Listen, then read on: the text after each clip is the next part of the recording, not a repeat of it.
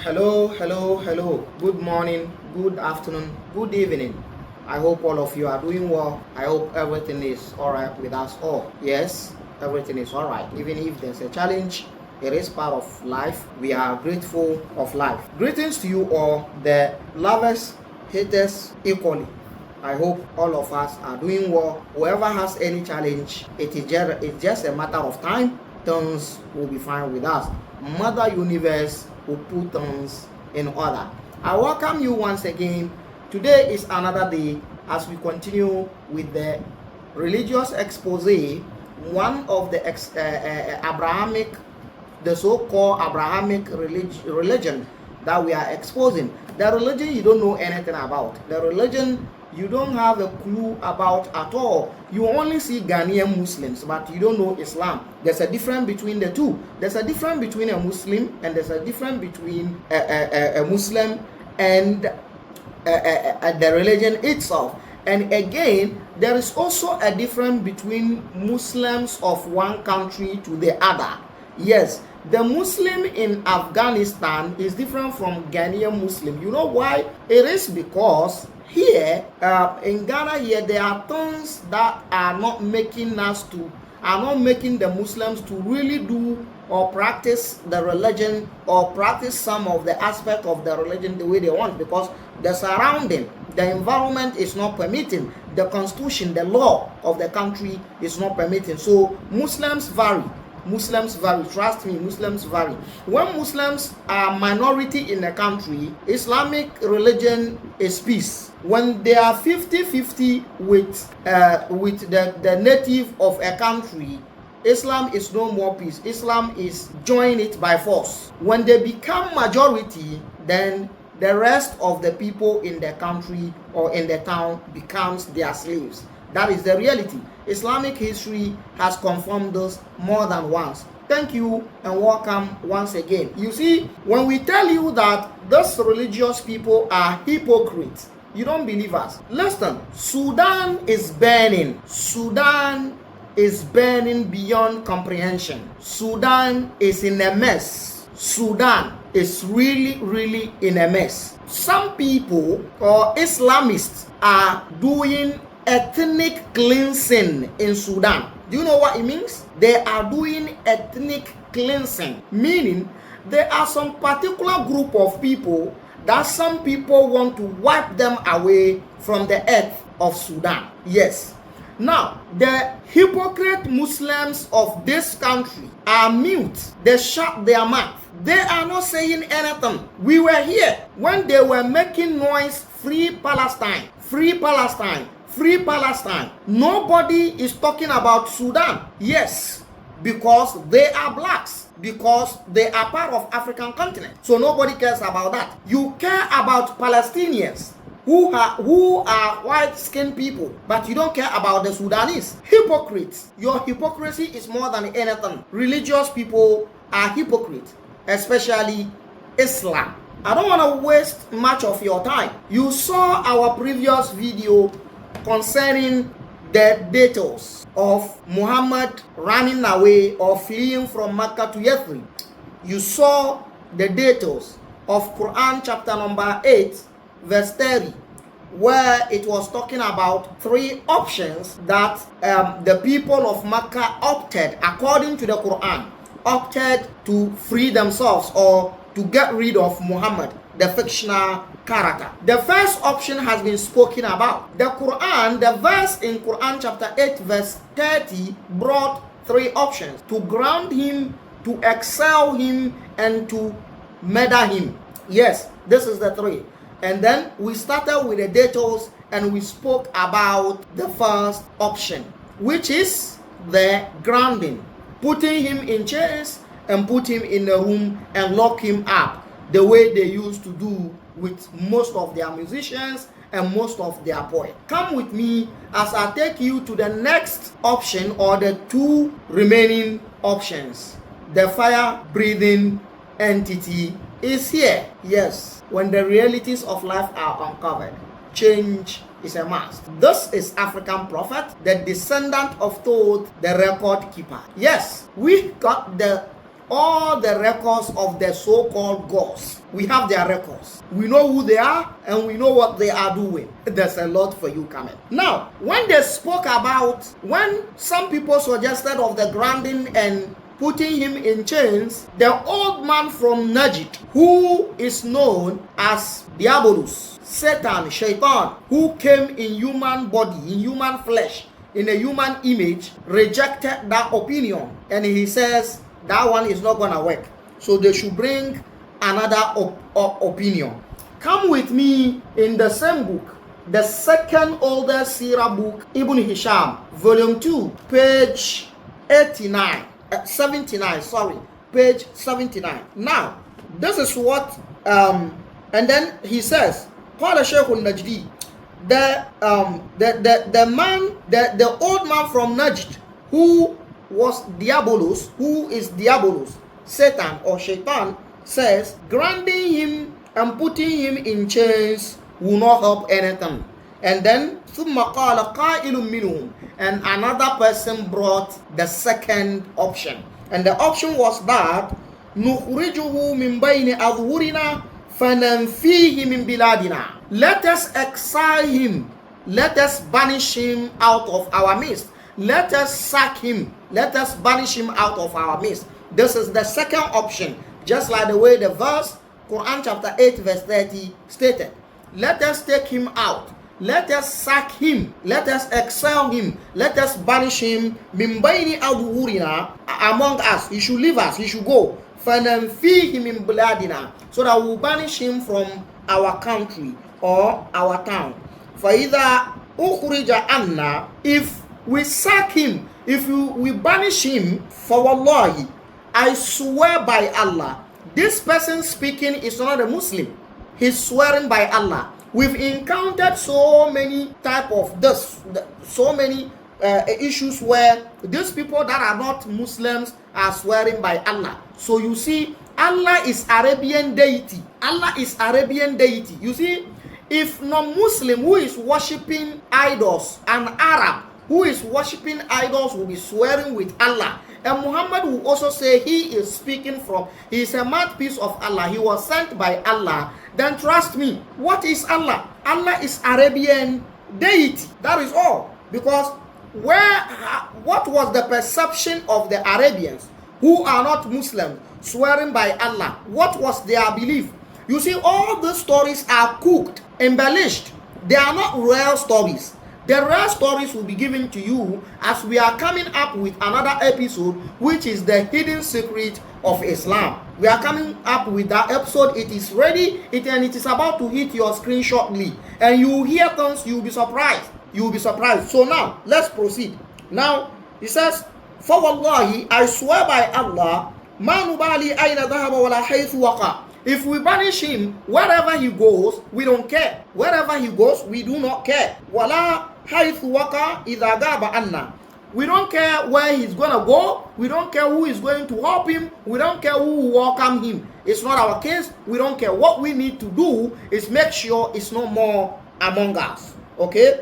إِذَا غَابَ عَنَّا وَفَرَغْنَا مِنْهُ فَأَصْلَحْنَا أَمْرَنَا وَأُلْفَتَنَا كَمَا كَانَتْ. So when he's gone, we will now come together and put ourselves together, because he has separated us. Yes, he has separated us. Those that are not Muslims are seeing we, the idol worshippers, as enemies, and we, the idol worshippers, are seeing the Muslims as enemies. Meanwhile, we are kinsmen, we are families, and that is what exactly is happening here. Immediately you are a Muslim, the remaining family of yours, those that are not Muslims, are your enemies. That is the reality. That is the religion. That is what the religion is calling for. That is what the religion is about. Forget about what the sheikhs are saying outside there. They are liars. They are a bunch of liars. All of them are liars.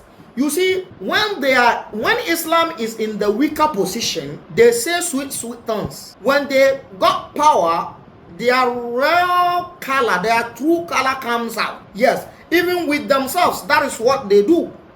Two Islamic sects being in one country can only stay calm and peacefully where the law of the country is very strong that the law can tame them. But when you allow them, they will fight each other. After that, they will fight those that are not Muslim. It has happened in Ghana here more than once, and they burnt their own mosques. It has happened between Tijaniyas and Sunnis, Sunni Salafis. It has happened. Children were slapping their fathers. Children were beating their fathers because the children are Sunnis and their fathers were Tijaniyas. So they think their fathers are infidels. They are failed. They are dirty. So the children were beating their fathers. They were slapping them, kicking them in the name of religion. So the religion is about division. The religion is about division. Now tell me how your brother who is a Muslim that thinks that anybody that is not a Muslim will go to hell. That is the teachings of the religion. Tell me how that brother sees you. Tell me what he thinks about you. Tell me what he thinks. Just forget about the verses that are encouraging Muslims to kill non-Muslims. Forget about that one. Just put that one aside. You have a brother, you have a son, you have a daughter who is a Muslim, and the religion says any other person that is not a Muslim is going to hell. And this is what your daughter has in mind. This is what your son has in mind. This is what your brother has in mind. Tell me, how does this your family members see you that you are not a Muslim? So this is the problem. This is the cancer of the religion that we are talking about. Yes, between themselves, Islam, Sunni, Shia, trouble. Tijaniya, Sunnah, trouble. Ahmadiyya, Sunnah, trouble. Ibadiyya, Sunnah, trouble. Khawarij, Mu'tazila, trouble. All of them are sects. Zaydiyya, Mu'tazila, trouble. That is the issue. So, it's poisonous. It's dangerous. It's very, very hazardous. It's very inimical. Children, the next generation cannot grow on this. They cannot have these garbages and this poisonous, this venom in their brain. No. So let's proceed. So they said after that, then we'll come together and then we'll put our differences aside. The difference that Muhammad brought between us, we'll put it aside. That is what the option said. And then Qala Shaykhun Najdi, and then Diabolus, aka Satan, aka Shaitan, who was there in human flesh, says, La wallah, he is swearing with Allah again. This same Satan was said that when you say A'udhu billahi minash shaitanir rajim, the power and the spirit of Allah will carry this Diabolos and throw him in the sea. When you utter another A'udhu billahi minash shaitanir rajim, it's gonna carry him and send him the middle of the sea. When you utter A'udhu billahi minash shaitanir rajim again, it's gonna throw him behind the sea.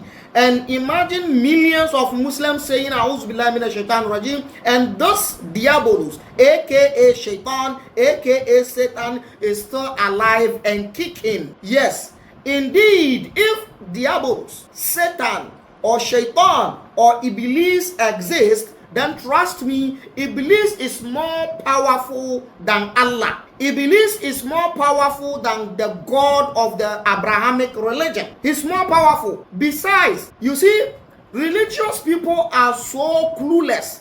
They are so dumb that they insult their Allah and they think we are the problem. Hey, you got your problems, bro. You have denigrated, you have destroyed and reduced your Allah to zero before me even speaking. I'm speaking from your own books. Listen, if your Allah wants to speak to people, he cannot speak to everybody everywhere on earth unless he send the message to one villager in Arabian desert so that he will speak to us. But when Iblis, Diabolos, Satan, Shaitan want to speak to people, he speaks to everybody in all different kinds of languages everywhere at the same time. So between the one that can only communicate with one person, someone from Arabian village to come and talk, to come and tell you, and the one that can speak to everybody at the same time in different languages, who is more powerful? Stupidity at the higher level, foolishness. These people call themselves scholars, and you don't even see the error, you don't even see the problem. Your Allah can only speak to one Arabian in Arabian desert village who drinks urine of camel for him to come and speak to us. But Satan, Diabolos, Iblis can speak to all of us in different kinds of languages at the same time, at different places. Between him and your Allah, who is powerful, you guys are so dumb and you call yourself scholars. If it is this that I will, you see, sometimes indoctrination is the problem. Sometimes I ask myself, how do I believe in this garbage and this stupidity and this life all my life, and even preaching it and even teaching it? How? It was indoctrination. If you really want someone powerful to follow, you should rather follow the Diabolos, Iblis. Diabolos is the one you should rather follow, because he can speak to everybody, everywhere, in different languages at the same time. He doesn't need a book to talk to you. Iblis, Diabolos, Satan, aka Shaitan, does not need a book, does not need a math piece. He can communicate with any other person in different languages everywhere at the same time. This person and someone that he cannot do that unless he chose one Arabian urine camel drinker to give him the message to come and give you. Who is more powerful? Your Malams don't think. They marry too much, they eat and take attire and go and sleep. They don't read their books. When we read your books and we tell you what is in the books, you pissed off. What about them? Did I write it? You are mad. You are crazy. Stupidity at a higher level. Indoctrination. If not, who will believe in these garbages? Let's proceed. So he says, La wallah. Now Iblis is swearing again. And again, this Iblis that is swearing by the name of Allah here, let me tell you another thing. I've told you what A'udhu billahi minash shaitanir rajim can do for Iblis. For your information, A'udhu billahi minash shaitanir rajim is one of the phrases that is allowed to be recited before reciting the Quran. Okay? Now, I told you what that phrase, A'udhu billahi minash shaitanir rajim, can do to Iblis, right? Okay, now let me tell you what another phrase can do to Iblis. Another phrase is Bismillahir Rahmanir Rahim. Do you know what Bismillahir Rahmanir Rahim can do to Iblis? It is reported that Iblis said in his life he never cried.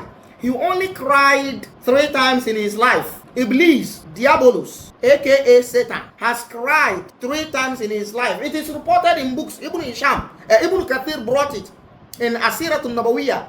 Iblis says, Satan said he has cried 3 times in his life. Now, one of these 3 times that he has cried is when Bismillahir Rahmanir Rahim was revealed to Muhammad. So, the phrase A'udhu billahi minash shaitanir rajim and Bismillahir Rahmanir Rahim are phrases that give Iblis uncomfort. They make him uncomfort. Diabolos is always uncomfort with this. But everywhere in the world, Muslims are saying Bismillah Rahman Rahim, A'udhu billahi minash shaitanir rajim, but it's not doing anything. So who is lying here? It is your God and his prophet that are liars. Because what they promise you, you are not getting it. They told you Bismillah Rahman Rahim and A'udhu billahi minash shaitanir rajim is a pain in the ass of Iblis. But the country where those phrases were revealed, is the sitting place of Iblis. A'udhu billahi minash shaitanir rajim was revealed in Makkah. Bismillah Rahman Rahim was revealed in Makkah. Do you know the number of mosques that are in Saudi Arabia today? That in those mosques, A'udhu billahi minash shaitanir rajim and Bismillah Rahman Rahim is going on. They are reciting this A'udhu billahi minash shaitanir rajim and Bismillah Rahman Rahim over and over again in Saudi Arabia. But yet Satan is still there. That you need to pay huge amount of money and join aircraft to go there to stone him. You are stupid as an African. Any African who believes this and go to stone Satan at Saudi Arabia, you are the most stupid person on earth. You are the most foolish person on earth, no matter who you are. I don't give a damn whether you are a king, whether you are a chief, whether you are an imam, whether you are malam, whether you are sheikh, whether you are shehu, whether mukaddam, whoever you are. This is stupidity at a higher level, and you are the most stupid person on earth. You are the most laughable thing on earth. The country where A'udhu Billah was revealed, the country where Bismillah Rahman Rahim was revealed, which has so many mosques that are reciting A'udhu Billah minash shaitanir rajim and Bismillah Rahman Rahim all the time, But yet still, that is where this diabolos, Iblis, is residing, and every year you're going to pay huge amount of money to go and stone him. You are an animal. Pardon my manners. This is animalistic act. So you have been lied to, and out of your stupidity, you don't know that you have been lied to. Do you recite Quran in Ghana here more than Saudi Arabia? You see, shut up.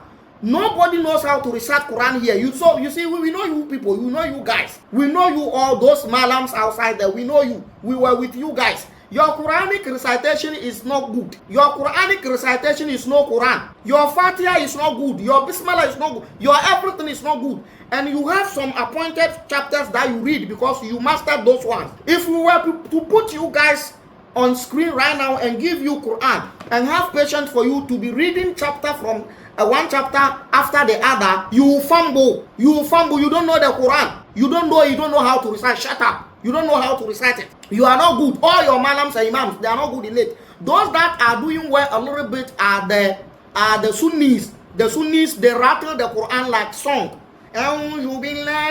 For them, it is a music. Yes, it's a poem. It's an Arabian fairy tale poem. So then, that's apart from singing it, they don't know the meaning. That is their problem too.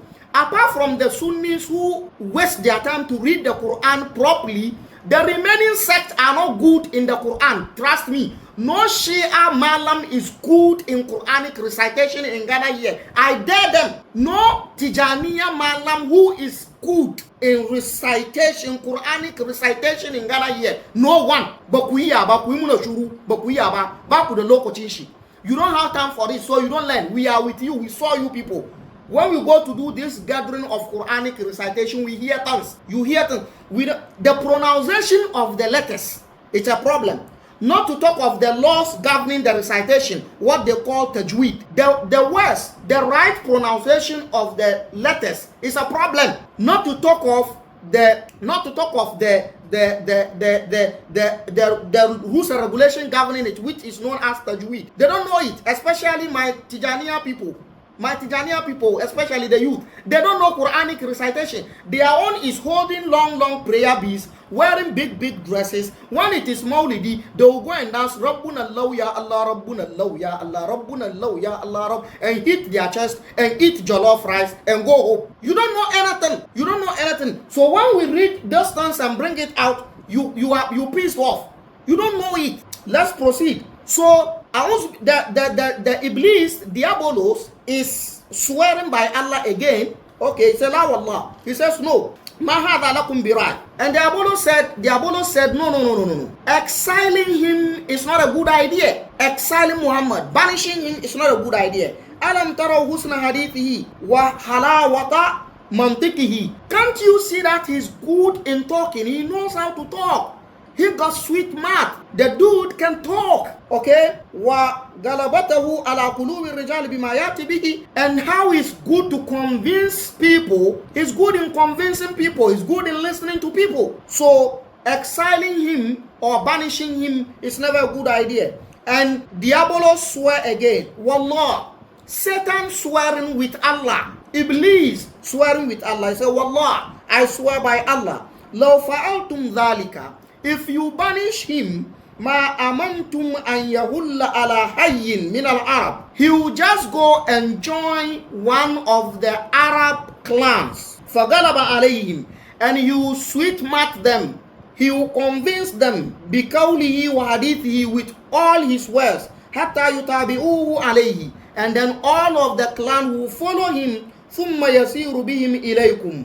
And then he will march them.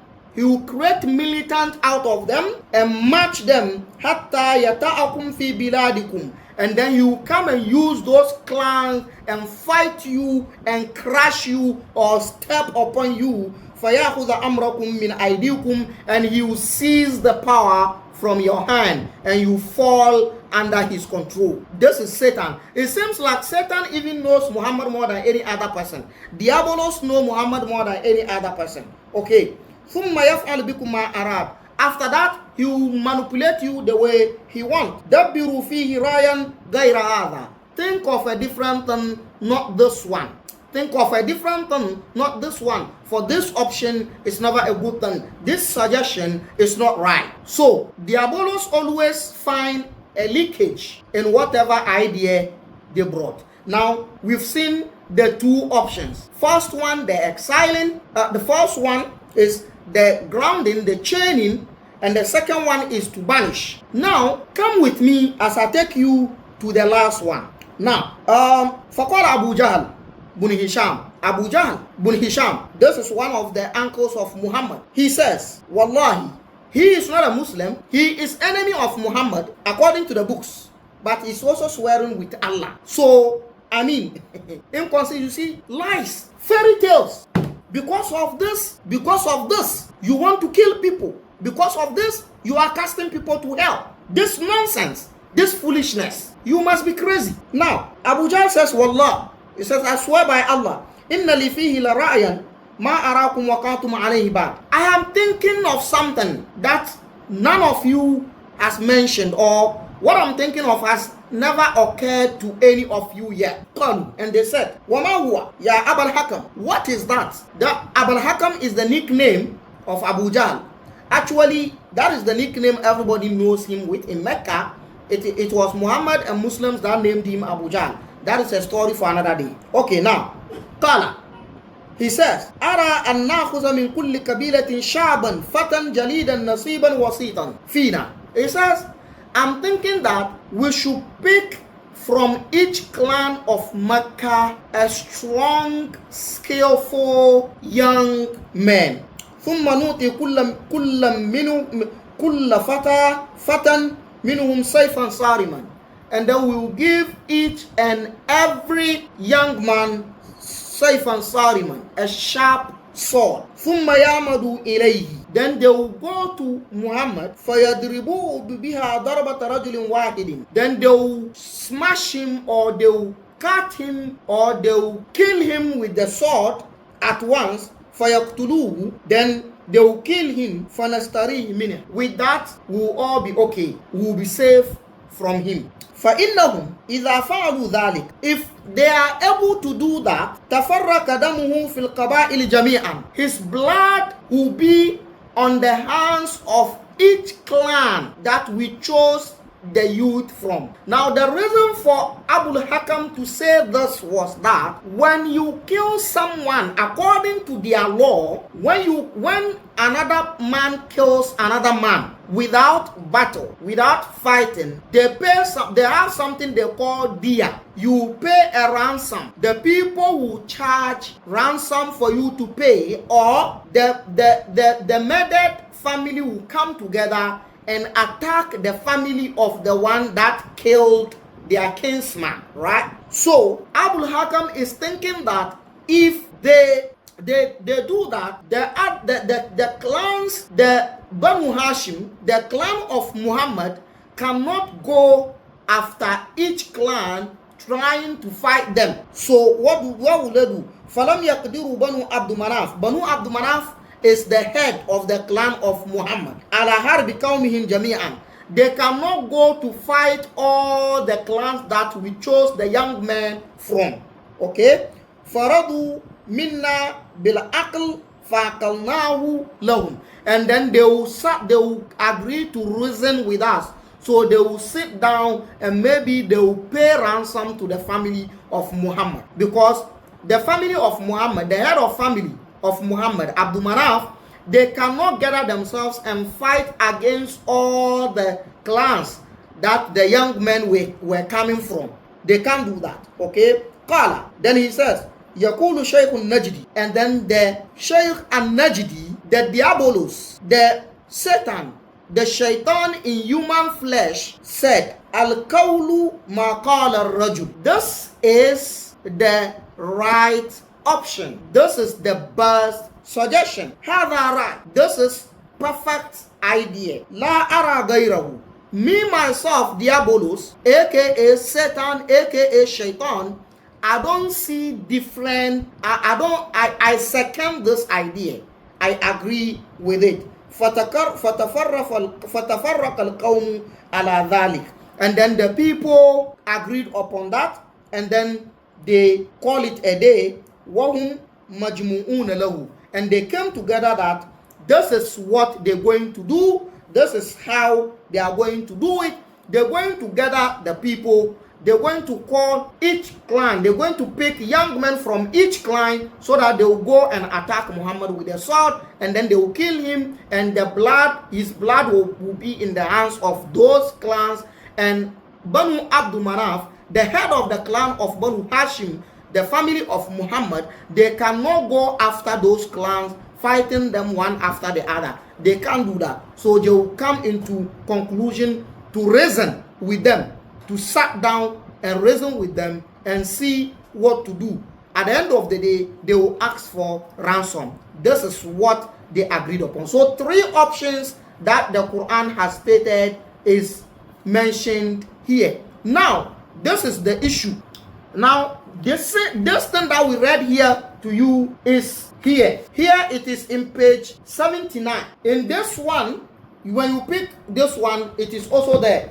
When you pick this, it is also there. So the same story in the books. Now, they agreed to kill the fictional character Muhammad with the idea and the seconding of Diabolus, aka Shaitan, aka Satan, who is able to walk into Mecca while Muhammad is in Makkah reciting Quran. Quran never hurt him. So those of you who think Quran sack jinns, you are lying. Your Quran will not do anything. If you find something to protect yourself, find something better. Quran has nothing. We call it a day. The Prophet of Africa, the descendant of Thoth, the fire-breathing being. I say to you, bye-bye.